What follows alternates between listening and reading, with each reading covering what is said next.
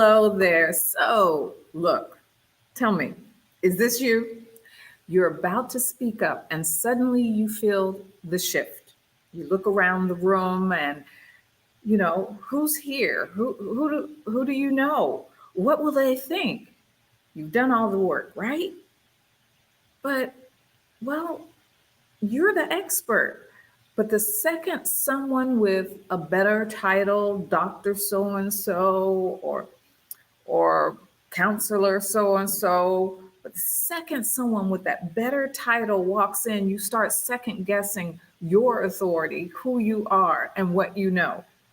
And you think, should I soften this? Should I explain more? Should I say something? Anything? And it's not just nerves. Let me explain that to you right away. It's programming. That's what it is. Since childhood, you've learned to be agreeable. Even as a baby, if you really think about it, one of the first things we learn is if we cry, if we do certain things, we get the attention that we need. We get the attention that we want. So we know that what to do to get that attention, right? And the other thing is we learn also how to get those hugs and what to do to get that love, right? That little smile, that little giggle. We learn these things from childhood. And so we carry these things into adulthood. You know, how, like I said, how to be agreeable, to be polite, to be chosen. We know as the child that was always polite, how we were received. Oh, she's a good kid. She's so sweet. She's so well mannered. How many times have you heard that one? Well, I'm not sure if I heard. Yeah, I was well mannered, but you know what I mean. So, and it's about not standing out, not calling too much attention to yourself, right? And this is deeper, way deeper than insecurity. This is identity tied to approval. If that's you, go ahead and raise your hand. Let me know. So, right, you've been taught that being liked keeps you safe, that getting it right earns you belonging. That's a big one there. And that asking for permission is wisdom, not hesitation, right? When you check out and say, what do you think? Is that right? Right? That's the pattern called the approval pattern. It's not humility. Don't get that wrong. It's not caution. It's checking the temperature of the room before you trust the truth in your gut, in your body. And that's what we're here to talk about today, the approval pattern. So I am so thrilled that you have joined me. Go ahead and shout out if you're here, and so I can give you a shout out. And thank you for being here with me today. So, look, I'm Michelle O'Neill, and you're on the Unlearning Breaktime Live, right? So this goes way back before the boardroom or that brainstorm or whatever it is. It started when you were little, and I just talked about that. There are two ways that we learn to get that love, and that's to make noise or make someone proud. And you learned early that your behavior, well, it can control the room. Your behavior was the way that you learned to control that room. Cry, you get picked up. Excel, you get praised, good grades, being good in sports. All these things, when you excel, people gave you approval. They gave you accolades. They spurred you on, right? And who doesn't want that? I do. I'm not gonna lie. But for some of us, praise starts to feel like love. And so what I'm saying is don't get it twisted. This is how we learn, whether we're living in a pattern or it's just that we understand what praise is and how love works in our life, right? And even in school, where approval isn't just desired, it's actually a survival tactic. It's how you find out what group that you belong to or you feel that you belong. So it's a sense of belonging. It's how you don't pull too much attention on yourself. Um, the person who's always getting things right, the person who's always saying, me, I got the answer.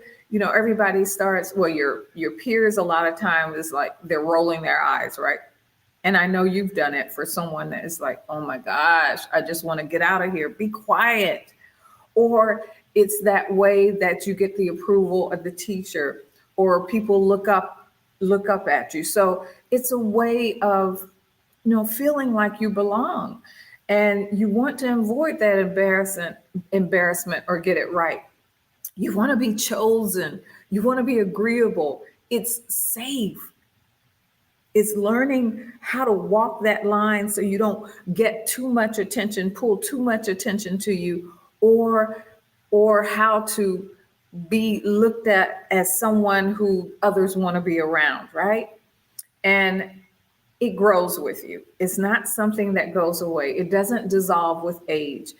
I know we hope it did. We hope that we get more confident as we get older, but every room, every place that you every situation in life that you find yourself in, if you're one that seeks approval, no matter what situation you go in, you're going to seek that approval until you um, break that pattern. And the reason I say this is because it's a way that we've learned to live, and it's a way that we've learned to live from day one.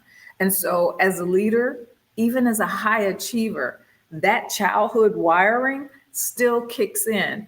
What do they need me to do right now? So look, if your love tank wasn't filled with unconditional presence, you're likely to feel it by performing and pleasing and producing. And so that's why you can be powerful and avoid seeking, and approval seeking at the same time. I'm sorry, I got distracted. Hey, George, I'm so glad you showed up. So, it's not contradiction, it's actually conditioning. It's not a contradiction that you're powerful, but you're also seeking that approval.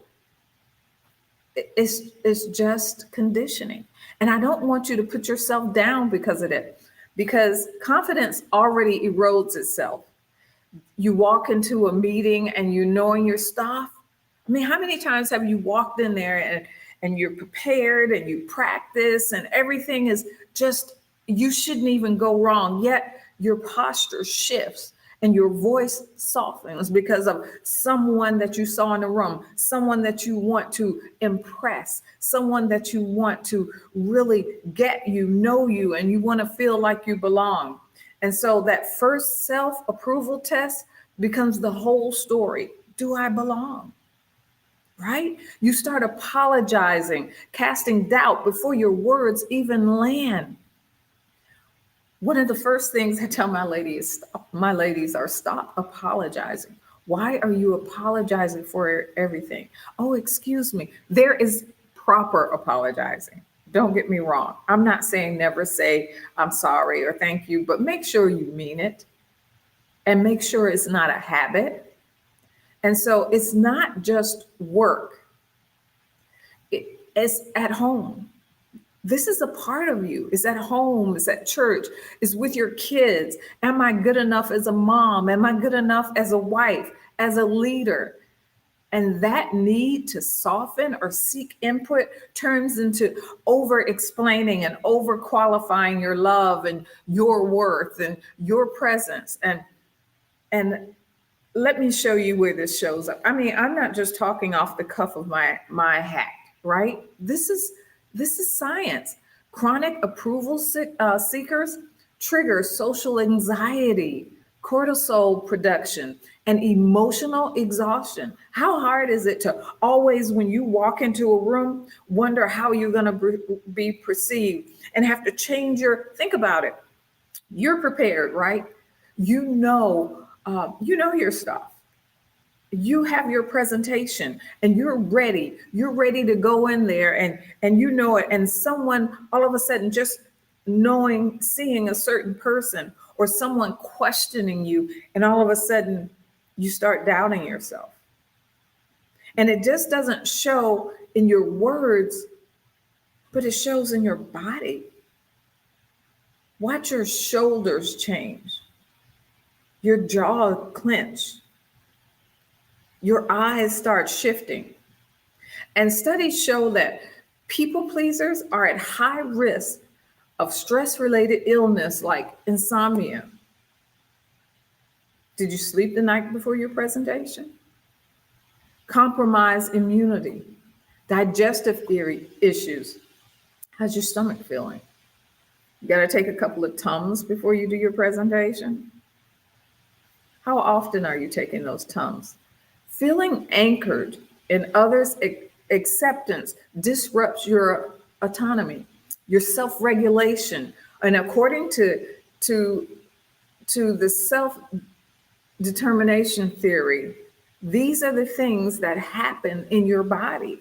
So look, for example, Jennifer Crocker's research on contingent self-esteem reveals that the patterns meant to build self-worth, like seeking praise and actual damage, competence and connectiveness and mental health, they actually mess with your mental and emotional health in the long run. And people pleasing blocks your clarity. Think about it. If you're so worried about everybody else and what they're thinking and how they see you and how they approve you, where's your clarity? Because your mind isn't thinking about what you need to do or your next step. Your mind is thinking about everybody else, everything in that room, and then you wonder why you bombed on that one report. Because you weren't focusing on the things that you needed to focus on. And so that builds resentment and burnout and collapse. And when you soften too often, people start leaning on you in an unhealthy way. That crushes your mental bandwidth and trains your brain to accommodate, not to create. How many times have you accommodated for the sake of others and lessened yourself? And eventually, burnout, emotional shutdown, or self-betrayal. So what I want to do is invite you to something, and I call it emotional timeout. And those who've been around me lately, they've heard me talk about timeout a lot. So if you're watching this, you know where I'm going with this. And this emotional timeout isn't about punishment, but it's about pattern pause. You see, the whole purpose of timeout in the beginning was to stop that child, because that's what timeout was created for, to stop that child's behavior. But it wasn't only to stop the behavior. The purpose was also to have them rethink that pattern, rethink why they did that behavior. It was to stop the behavior and have them think why they did it. It was to think of what triggered that, what caused me to behave that way. And was it really, think about a child and they think, well, so-and-so made me. Well, did they really make you? And what was the real motivation behind your behavior? Were you being selfish? Was it because you really wanted something? And so that's why I say we need to create our own emotional timeout. You don't need to get louder or tougher. You need to get clearer. And when you take that emotional timeout, that's exactly what you're doing.